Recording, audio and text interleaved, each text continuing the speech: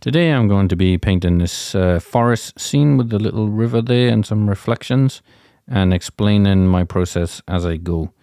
So I'm blocking in some basic shapes here.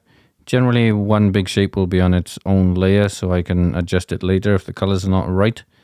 You can see me adjusting some colors there and the darkness and moving things around to make sure they're in the right place. It doesn't have to be that accurate. I'm just looking for nice proportions and enough place to put the trees in the background. And when I started off, it wasn't quite in the right place. And I'm blocking in some rocks. These rocks are going to end up a lot darker, actually. So it's important to note that I made them light because the background is dark and I couldn't really see what I was doing. But the nice thing about digital is eventually I'm going to come back to the rocks. You'll see me and then I'll darken them. So I'm working on the background. I'm using the color fill mostly when I use big shapes in Procreate. It's a really nice tool to make, basic hard edge shapes. It's much quicker than the brush.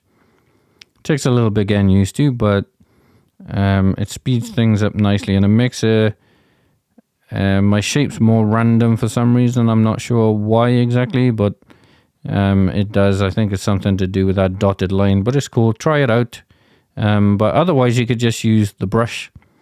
I'm using the technical pen in the default brushes that come with Procreate. It's in the pen section or whatever it's called. Doesn't really matter. I brush over it, no pun intended, because it's not that important. As long as you just have a hard brush, it will be good. And the reason you want a hard brush is because if everything is used with a soft brush, everything can look a bit blurry. And I've done that many times before. So stick with a hard brush because we can use the smudge tool to blur things, but it's quite hard to go the other way around. Not impossible, but hard. So I'm working on the river here. Rivers are quite hard, and don't underestimate how dark they are. So I find with rivers, it's less is more, and to try to put some highlights here or there, but leave really big chunks of dark parts where the sun. I mean, this is a dark scene anyway, and there's not much light. It looks fairly light now, but it will get a bit darker. So there's only going to be a few spots here and there where you get some reflections or some whiteness, and it's usually where the water is flowing the hardest and fastest. So it's where it's going over little steps and things like that. So when it's flat, it doesn't have that much brightness to it. It's where it's flowing a lot. So one thing about these little rivers streams I do, is just try and have, so basically rivers are steps. You can't quite see that, but there's steps. So it'll go flat for a while and then there'll be a bunch of rocks and it goes down. So if you just think about steps, it's wherever so I've only got 2 steps in this one.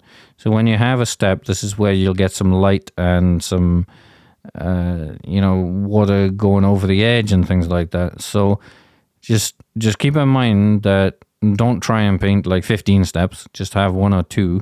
And if there's loads of actual steps, don't paint them. Just keep it simple and just do a couple. And then keep everything else really dark. And I know that's kind of counterintuitive when you think water is nice, bright and blue, but it's mostly, especially in a forest scene, it's not. It's really, really dark and mostly it's black. So it'll look quite good if you have the black and the white part where it actually flows. And if you've only got 2 steps, like I said, it's a lot easier. So I'll build the river up over time. Well, I say river is a stream. This is quite small, obviously, but one thing, I'll come on to that in a bit. The water is the trickiest part in this painting. So I'm back to these rocks now. Yeah, I'll come back to the river in a little bit. Stream, river, whatever. So the thing about rocks, I blasted past that wasn't great, but I darkened the under part of the rocks. We'll see it again in a little bit. See, so I've already darkened them, back to what they should be. So now I'm trying to darken the background. So I don't want to repaint it. So what you can do is put black over the top, go to Gaussian blur, stick it like halfway or something, and it looks kind of funny now, right? But press the N, go to opacity and drop it down. So it just gives me a quick, easy way to have dark shades and a gradient, so it's nice and smooth where I didn't actually have to paint it.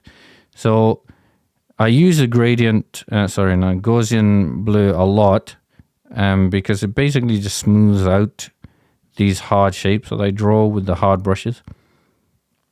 Play around with that tool, you can have some fun with it. There's a lot you can do with it. If you check out my other videos, I use it all the time, and it's really handy. But back to this painting, I'm generally just putting in some detail here and there. Again, I'm using the technical pen. I'm messing around with the brightness of things. I do that a lot. I do that constantly, really. Trying to, get the... So, I mean, most important thing about landscape paintings is how light and dark things are. So the colors are not that much of a bigger deal.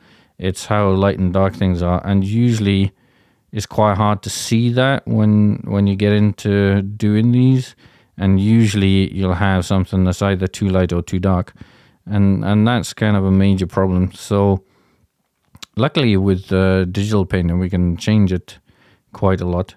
So I'm back to this river, and I wanted to point out that what I do to make it look a bit more realistic and a bit more like it has real reflections is basically what you want to do is you can't paint the river too early because you need the surrounding colors to put into the river.